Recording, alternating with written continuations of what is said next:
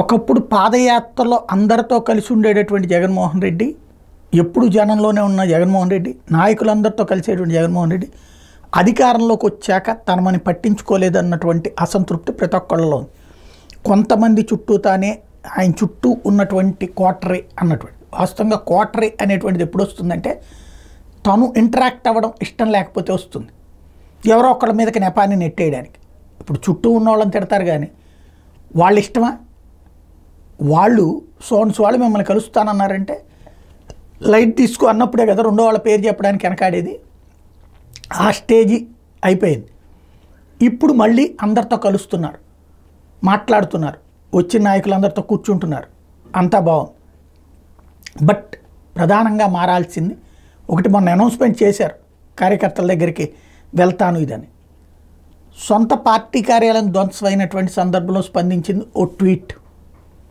రెండవది, అసలు ఆర్గనైజ్డ్గా పార్టీ నడపకపోతే ఏంటి అనేది తేల్చుకోవాలి. ప్రతి చోట కూడా పార్టీకి సంబంధించిన నాయకులు కార్యకర్తలు అల్లాడుతుంటే మొన్నటి నుంచి అనుకుంటున్నదే లీగల్ సపోర్ట్ ఉండాలా, టోటల్ వ్యవహారపరమైనటువంటి వ్యవస్థల దగ్గరికి పరిగెత్తాలి.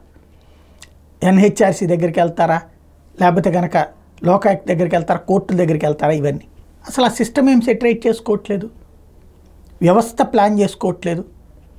ఇదేమీ లేనప్పుడు కార్యకర్తల నాయకులు ఇంకెక్కడ నమ్ముతారు? ఇప్పుడు తెలుగుదేశానికి ఫెచ్చింగ్ అదే అయింది. వాళ్ళ కార్యకర్తలకు వాళ్ళ సోషల్ మీడియా వాళ్ళకు చిన్న సమస్య వస్తే పరుగులు పెట్టుకుంటూ వచ్చారు. ఈవెన్ స్వయంగా చంద్రబాబే ఫోన్ చేసి మాట్లాడారు పలువురు ఇష్యూలో, లోకేష్ ఫోన్ చేసి మాట్లాడుకుంటూ వచ్చారు. అట్లాంటి నెట్వర్క్ ఎక్కడ ఉంది ఇప్పుడు వైఎస్ఆర్ కాంగ్రెస్ పార్టీ తరఫున? వాళ్ళకి ధ్వంసమైనా ఇదైనా అదైనా పేపర్లో సాక్షిలో రాసుకోవడం ఓ మూల, అది కూడా నడుస్తున్నది తప్పించి ఏమన్నా ఉందా? ముందు పార్టీ క్యాడర్ని కాపాడుకోలేనటువంటి పరిస్థితుల్లో ఉంటే పార్టీ క్యాడర్ ఎక్కడ ఉంటారు? భయాందోళనకు గురి చేసి ఈ ప్యానిక్ సిచ్యుయేషన్ క్రియేట్ చేయడమే తెలుగుదేశం ఉద్దేశం కూడా. ఆ టైంలో వ్యవహరిస్తున్నటువంటి తీరు సరిపోతుందా?